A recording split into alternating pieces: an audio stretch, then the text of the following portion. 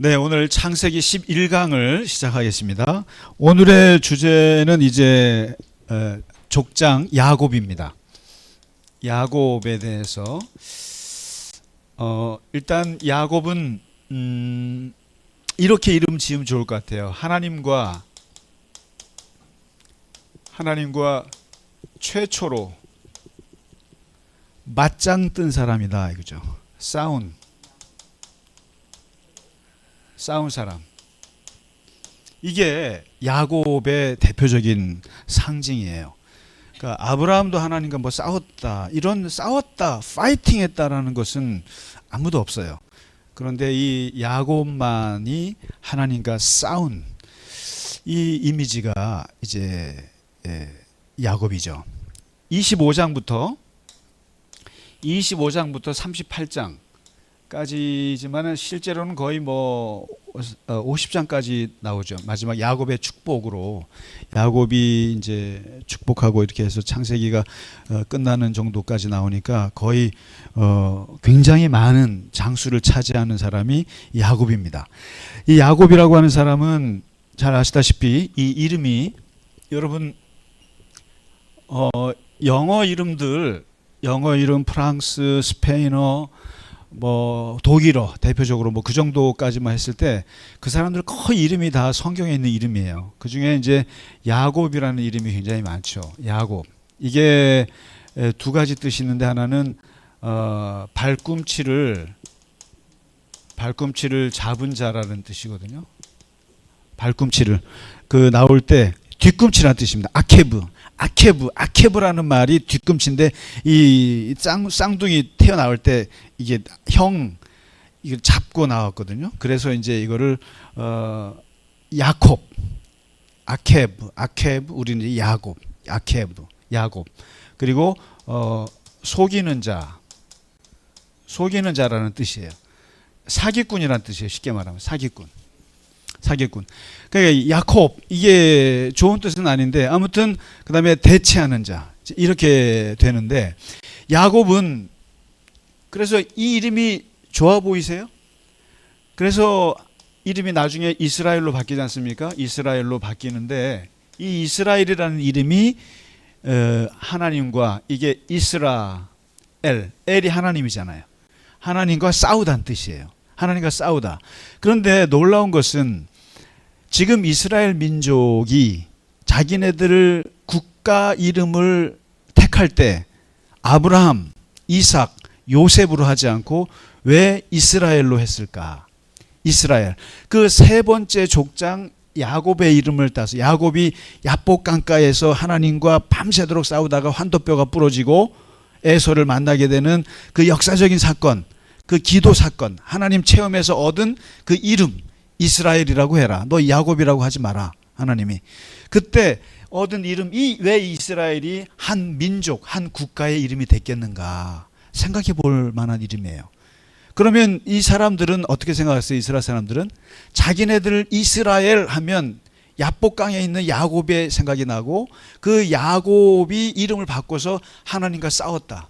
우리 민족은 하나님과 싸웠다는 의미가 뭐냐면 그만큼 하나님과 스트러글 한다. 하나님과 투쟁하고 하나님 안에서 갈등하고 어쨌든 하나님 안에서 죽고 살고 하는 민족이다 우리가. 그러면서 그런 정체성을 같이 담고 그 다음에 야곱이 이제 그 나이 130세쯤 됐을 때였었죠. 아마 이제 그 죽기 전 17년 전. 그러니까 바로왕 앞에서 나이 130 나이에 당신 나이가 얼마요? 바로가 물었을 때 제가 얼마 살지 못했습니다마는 제가 살아온 나그네 길이 참 험악했습니다.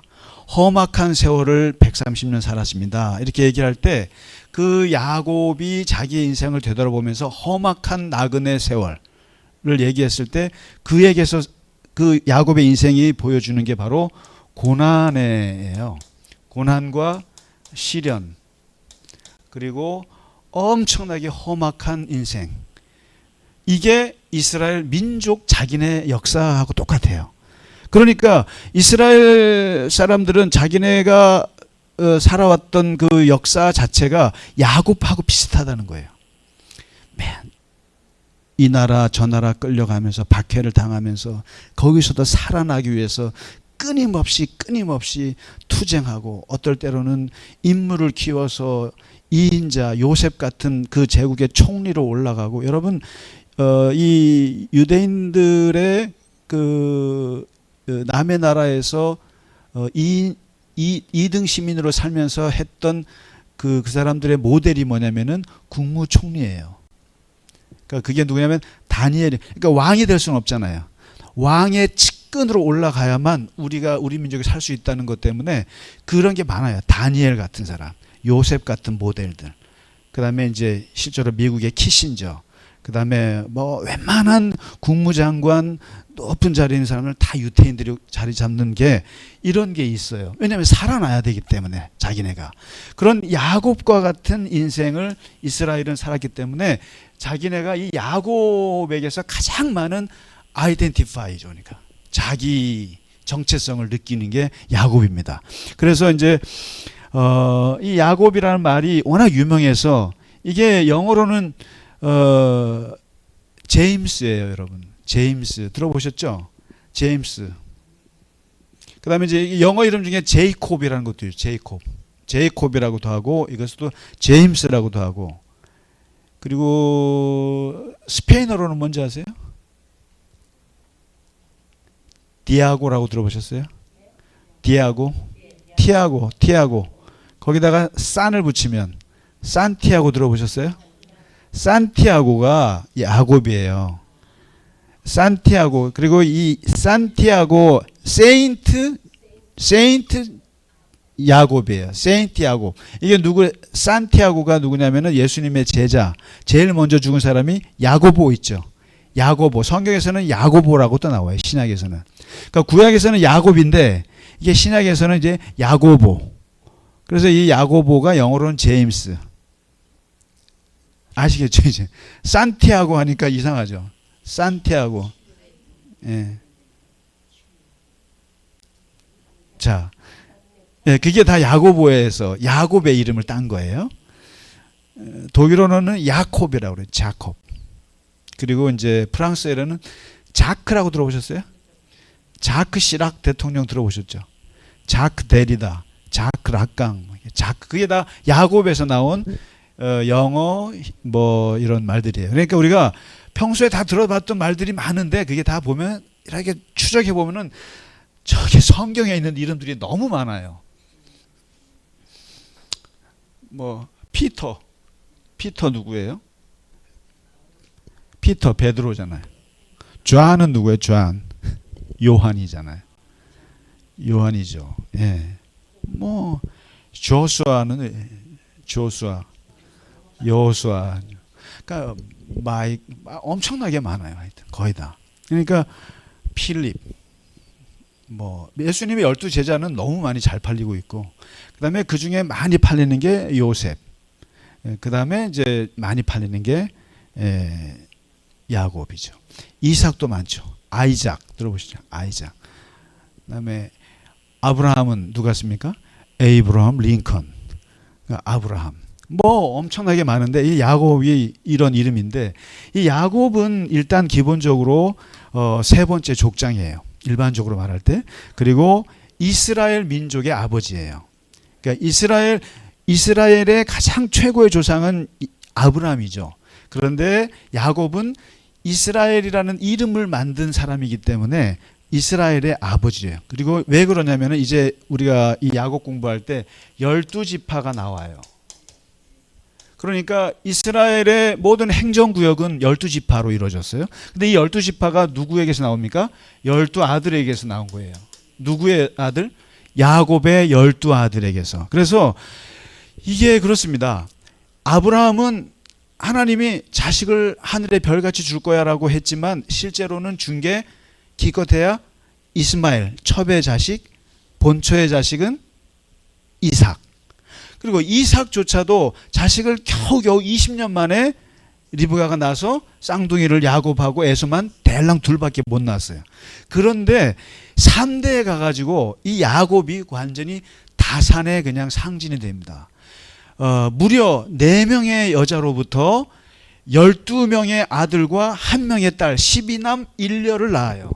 그러니까 이 12아들이 뭐가 되냐면은 바로 12지파가 되고, 이게 출애굽 모세 때 12지파가 되고, 이 12지파가 이스라엘의 모든 행정구역이 됩니다. 무슨 지파 무슨 지파 무슨 지파 무슨 지파 무슨 지파 이렇게 땅을 나누게 되죠.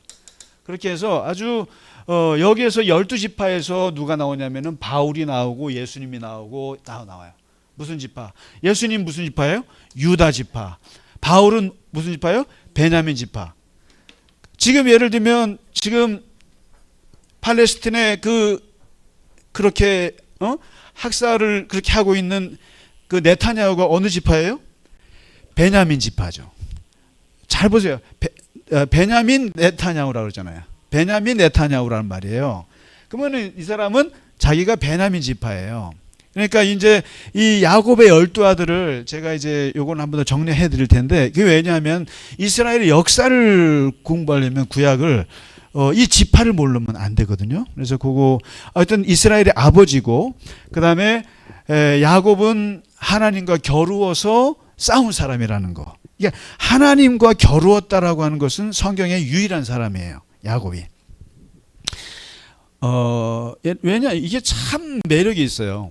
하나님께 순종하고, 하나님을 믿고, 하나님을 사랑하고, 하나님을 따르고, 하나님을 경외하고, 이런 말은 들어봤어도 하나님과 맞짱 떴다.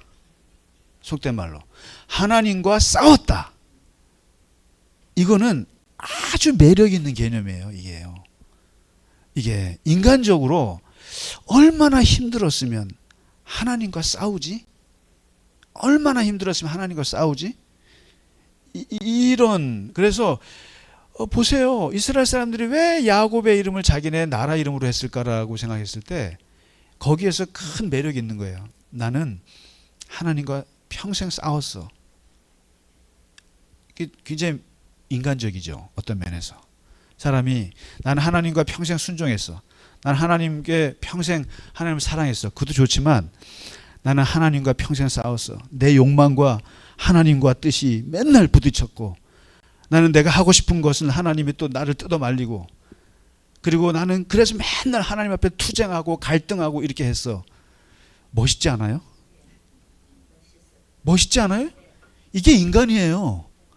그러니까 어떻게 보면 4명의 족장 중에 가장 인간적인 사람이 야곱이라고요. 그래서 이제 하나님과 싸웠다. 그 다음에 놀라운 것은 4번째, 야곱은 변화의 사람이었다 이거죠. 변화의 사람. 이 사람이 147년을 살아요. 147년을 사는데 그 어렸을 때부터 마지막 노년에 이르기까지 얼마나 성숙의 성숙을 거듭하는지를 가장 잘 보여준 사람이 이 야곱이에요. 그래서 야곱을 이제 유대교와 기독교가 평가를 하는데, 유대교에서는 기본적으로 이 야곱을 영원히 살아있는 사람이라고 얘기를 해요. 영원히 살아있는 족장. 야곱은 죽지 않았다. 그 자손들이 살아있기 때문에 그도 살아있다. 그 자신들, 그 자식들이 누굽니까? 12지파죠. 12지파, 유다 지파, 그리고 그 지파에서 예수님 나오고 쭉쭉쭉 지금까지 그 지파들 나오고 지금 베냐민 네타냐후까지 나왔잖아요. 그랬을 때 이 자손들이 우리에게 살아있기 때문에 야곱은 살아있다. 이게 유대교의 해석이에요. 탈무드가 그렇게 말해요. 탈무드가. 그리고 유대인들은 야곱을 영원히 살아있다. 2번째, 유대교에서는 야곱을 고난의 원형이라고 생각해요. 고난의 원형. 그러니까 성경에서 우리 민족의 고난과 우리 민족의 고난을 가장 비슷하게 보여주는 족장이 누구냐? 인물이 누구냐? 야곱이다라고 하는 거예요. 야곱. 아브라함도 아니고 이삭도 아니고 요셉도 아니에요. 야곱만이 우리의 고난의 원형이라고 생각하는 거예요. 이렇게. 그리고 이제 그 유대교의 신비주의가 있는데, 그게 뭐냐면 카발라라고 있어요. 카발라라고 하는 유대교 신비주의가 있는데, 그 신비주의에서는 뭐라고 얘기를 하냐면 야곱과 이스라엘을 나누어요. 이름 바꾸기 전에 야곱, 사기꾼 야곱과 그 다음에 기도하고 나서 바꾼 이스라엘에서 이 카발라에서는 어떻게 얘기를 하냐면은 야곱은 하나님의 종의 상태였다. 종의 상태였다면 이스라엘은 하나님의 자녀의 상태다. 이렇게 얘기를 해요. 이게 마치 어디서 많이 들어본 것 같지 않아요? 바울이 얘기한 거잖아요. 바울이 우리가 하나님 예수를 믿기 전에는 종의 상태였지만 그러나 우리가 예수를 믿으면서 뭐가 됐다? 하나님의 자녀가 됐다. 바로 이게 야곱이 변하여 새 사람이 된 거죠. 야곱이 변하여 이게 이제 우리로 말하면 야곱이 중생한 거예요. 중생에서 거듭나서 이스라엘이 돼가지고 이게 하나님의 자녀가 된 거다. 위치가 바뀌었다. 이게 카발라에서 해석하는 야곱입니다. 이게. 그리고 무엇보다도 유대교에서는 영적인 투쟁의 상징이다. 야곱은. 영적인 투쟁. 이제 이렇게 얘기를 하고요. 어쨌든 그 다음에 그만큼 중요한 인물이라는 뜻이기도 하고 그리고 기독교에서는 재밌게 해석을 하는 게 있어요. 뭐냐면은 야곱과 에서 있는데 야곱은 하나님이 택한 자, 에서는 하나님이 버린 자. 이렇게 이제. 그래서 이 택함 받은 이게 누구냐? 교회.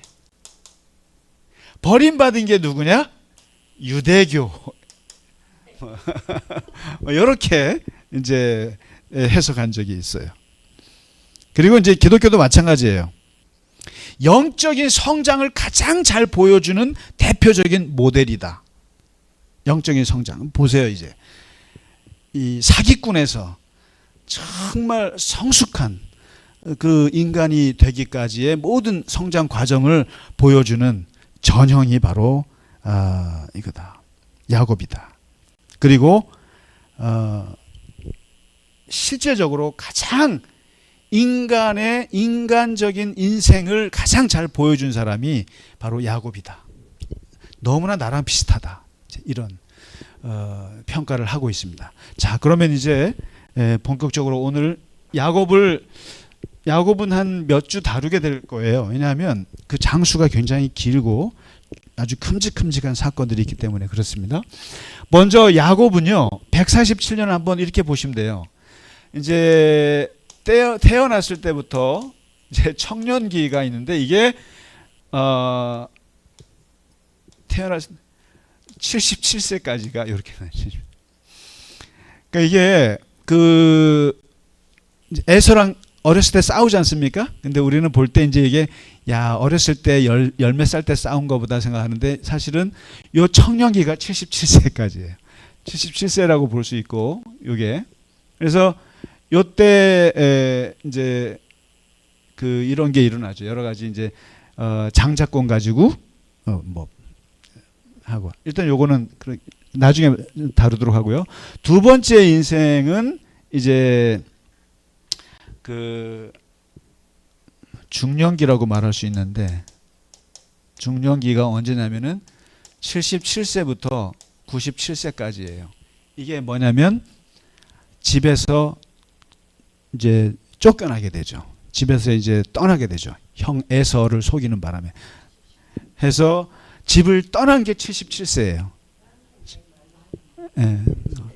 권사님들도 언제든지 떠나실 수 있는 나이입니다. 지금 여기 요 안에 다 들어와 계세요. 떠나서 어디로 가냐면은 하란이라고 하는 곳에 어머니의 우리 리브가의 오빠, 그러니까 이제 자기 외삼촌이 있는 라반의 집에 가서 거기서 20년을 여기서는 자기가 사기를 쳤고 여기서는 이제 사기를 당합니다. 20년 동안 사기를 당하는데 누구한테 사기를 당해요? 외삼촌. 자기보다 고단수 중에 고단수예요.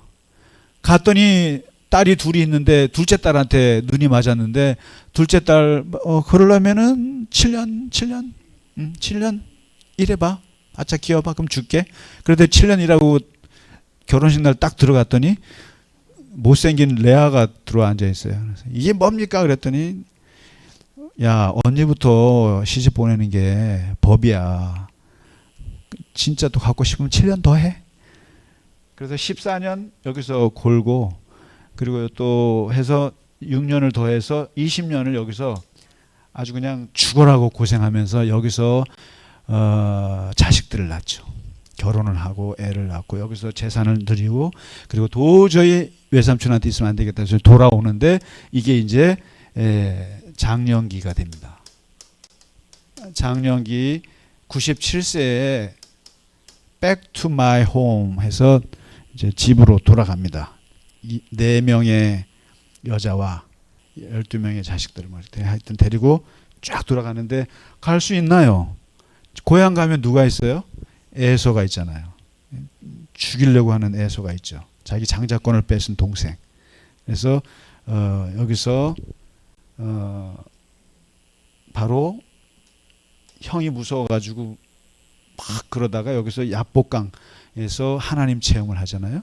기도 체험을 해서 한두 뼈 부러지고 이름 바꾸고 에서와 화해하고, 그러면서 이제 세겜이라고 하는 곳에 이제 살게 되는데, 이게 129세까지. 129세. 이때 이 장년기에 이제 여기서 변화된 거죠, 사람이. 변화되고 나서 그 다음부터 겪게 되는 게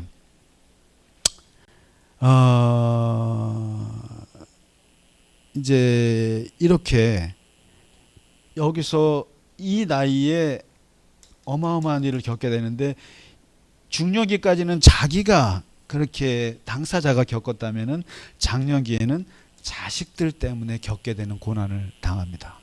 자식들 때문에.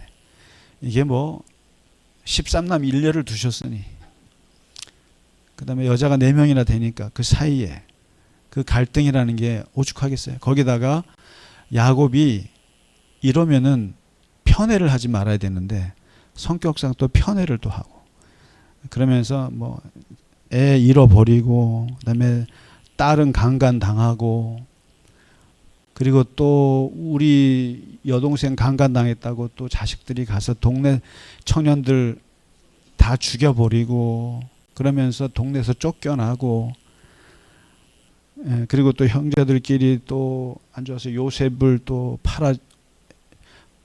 애굽에 팔아버려서 또 뭐 죽었다는 소리를 듣고, 그때부터 이제 노년기에 접어듭니다. 노년기인데, 노년기에 이제 130세부터 147세. 그러니까 이런 걸 다 겪고 정말 생각지 않은 소식이, 이제 요셉이 애굽에서 국무총리가 돼서 마지막에 호강을 하게 되는, 뭐 한 10몇 년 정도 호강하고 이제 죽어요. 17년 정도. 이 장년기 때는 자식들 때문에 속끓이 하다가 요셉 때문에 애굽 땅에서 이제 마지막 호강을 하면서 죽게 되고, 죽으면서 남긴 마지막 그것이 이제 야곱의 축복이죠. 그러면서 그 야곱의 축복을 한번 보시면은 거기에 아들 하나하나에 대한 게 있어요. 예언이에요, 예언. 아들 하나하나. 근데 그때 자기한테 했던 아들들에 대한 모든 감정들이 거기 다 나와요. 여러분 뭐 축복한다 그러면 뭐 좋은 말만 하는 줄 아세요?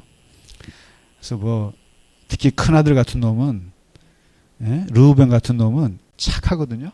근데 원래 이 점잖은 애들이 뭐 무뚜막에 올라간다고,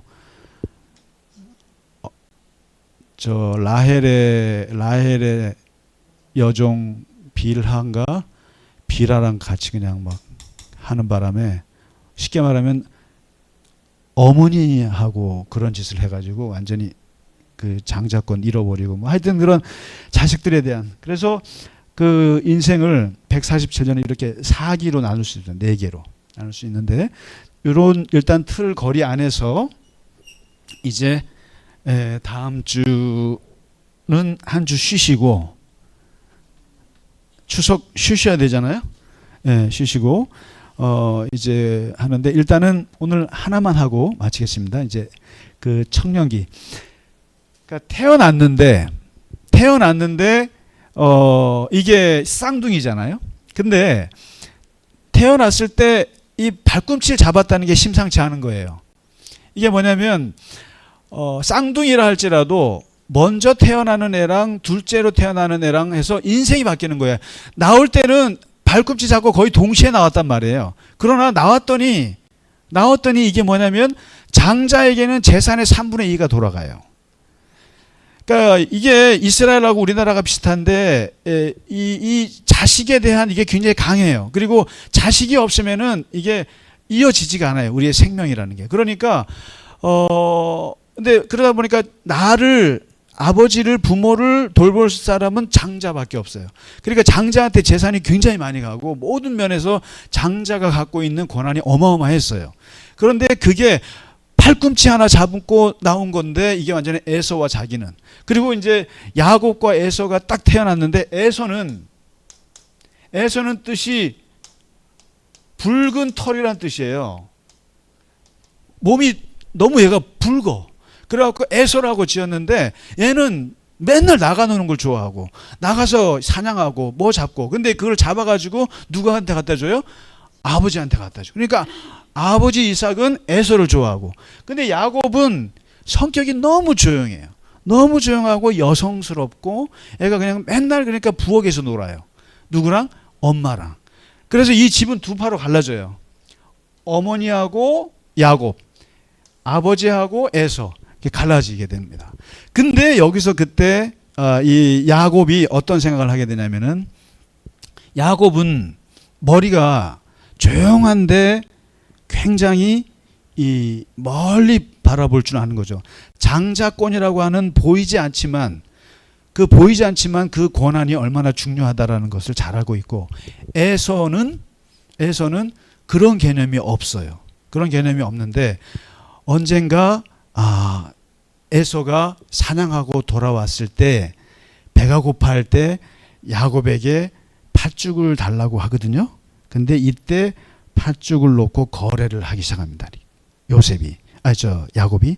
이때 이 야곱이라고 하는 사람이 얼마나 치밀하고 그리고 욕심을 바깥으로 드러내지 않고 조용히 가지고 있다가 이거를 이때다 싶어서 형의 약점을 찾죠. 형은 보이지 않는 명분보다 보이는 팥죽이 더 땡기는 사람이 에서예요. 그러니까 육체적인 욕망이 훨씬 더 강한 사람이 에서라는 걸 알고 팥죽 한 그릇 너 줄 테니까 네 장자권 나한테 넘겨. 근데 에서가 장자권이 뭐 아버지가 돌아가셔야 뭐 되는 건데 뭐 돌아가시는 거 한참 남았고 내가 당장 배고픈데 무슨 그게 뭐가 필요했어? 그래 팥죽 한 그릇 줘 하고 낼름 바꿔버리죠. 여기서 요셉의 그 주도 면밀한 요셉이 아니라 지난번에도 여호와 이레 갖고 틀렸는데 잠깐만 수정합니다. 여호와 니시가 아니고 여호와 이레입니다. 여기서 이 주도 면밀한 야곱의 속임수에 에서가 넘어가게 되고 그 다음에 두 번째 명분을 팔 뿐만 아니라 이 명분에다가 도장을 찍으려면 뭐가 필요하냐면은 아버지의 장자에 대한 축복이 필요한 거죠. 그래서 그것을 어떻게 합니까? 누구랑 짜요? 어머니 리브가랑 짜가지고 얘는 살이 약해요. 그리고 이삭이 나이가 들어가지고 눈이 잘 안 보이는 그 상황을 이용해서 어떻게 합니까? 팔에다가 무슨 털 같은 거 해가지고 아버지 에서 왔습니다. 축복해 주세요. 그러니까 이제 그런 거죠. 아버지가 죽기 전에 장자를 불러놓고 축복을 할 테니까 너 가서 맛있는 거 잡아갖고 나한테 대접해. 여러분 그렇습니다. 이 축복이라는 게 좋은 말이란 뜻이거든요. 좋은 말을 해줄 때는 좋은 말을 듣고 싶으면은 대접을 잘해야 좋은 말이 나와요. 옛날부터. 그래서 이게 복 받으려면은 이게 거래예요. 어떤 면에서. 아버지한테 엄청나게 고기를 잘 해. 근데 야곱이 어머니가 시켜갖고 잡아가지고 아버지한테 갖다 주고 아버지 저 예서예요. 그런데 아버지가 흐릿흐릿한 상황에서 그냥 해준단 말이죠. 이걸 하면서 엄청난 축복을 해줘요. 그런데 문제는 에서가 나중에 딱 돌아와서 보니까 에서가 뺏겼거든요. 그러니까 동생이 가로챘단 말이에요. 그래도 남은 축복이라도 해달라고. 근데 축복이 있나요? 너는 동생을 섬기게 될 것이다. 그러면서 이제 이런 해요. 여기서 나온 게 바로 뭐냐면 이게 에서에게서 나온 게 바로 에돔이에요. 에돔이에요. 야곱에게서 나온 게 이스라엘이에요. 이스라엘. 이렇게 돼요.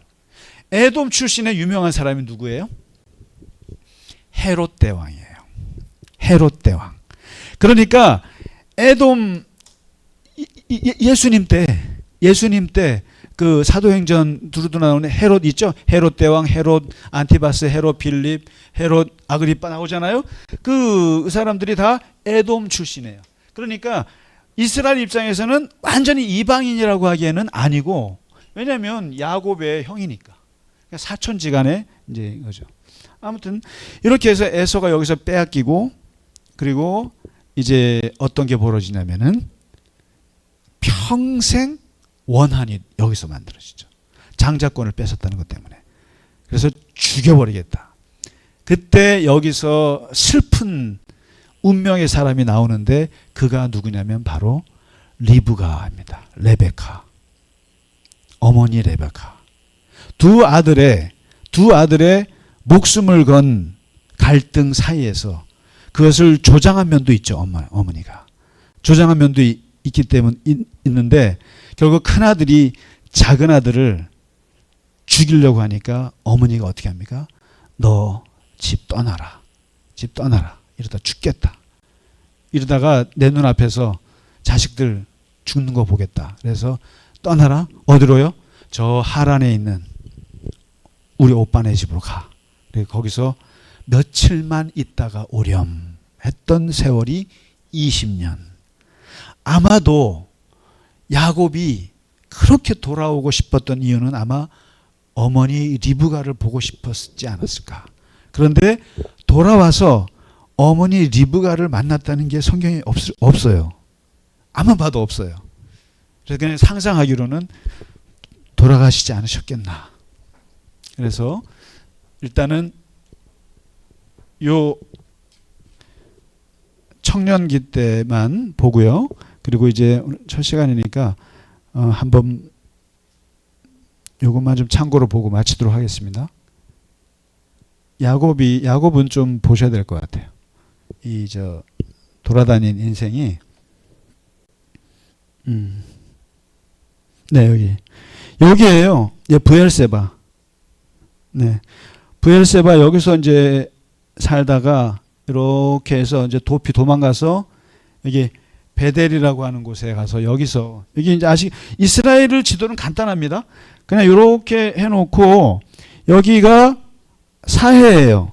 사해가 있고 요 사해의 물을 담아주는 게 갈릴리예요. 아시겠죠? 요거를 틀로 해서 요쪽은 높은 지역이고 요쪽은 좀 낮은 지역이고 그리고 여기 요단강이에요. 요단강 이렇게 거든요. 근데 여기서 이제 브엘세바라고 하는 여기서 살다가 도망가면서 어디로 가냐면은 베델 세겜을 지나서 하란 어디까지입니까? 여기 하란. 여기가 어디냐면은 터키 남동쪽이에요. 그다음에 시리아 아시죠? 시리아 지금 시리아 국경도 여기에요. 하란이 뭐 어떤 곳입니까? 여기가 아브라함은 원래 어디 출신이에요? 이라크 여기 갈대아 우루 메소포타미아 갈대아 우루 이라크 사람인데 여기서 이렇게 와서 잠시 머물렀던 곳이 여기 하란이에요. 여기서 아버지가 죽고 뭐 동생이 죽고 하는 곳이 하란이에요. 하란에서 이제 들어오잖아요. 근데 바로 여기 하란에 리브가 그 야곱의 어머니의 외삼 그 오빠가 살고 있는 여기에 가서 그러니까 여기서 여기까지 가는데 800km예요. 800km 정도 돼요. 그러니까 서울에서 부산 좀 더 가죠. 그래서 여기서 20년을 생고생을 합니다. 하고 이제 다시 돌아와서 이렇게 해서 요런 인생 여정이라는 걸 알아두시고 이제 다음 주에는 하란에서 외삼촌한테 어떻게 사기를 당하는지를부터 이제 추석 지나고 같이 공부하도록 하겠습니다. 고생 많으셨습니다. 감사합니다. 네.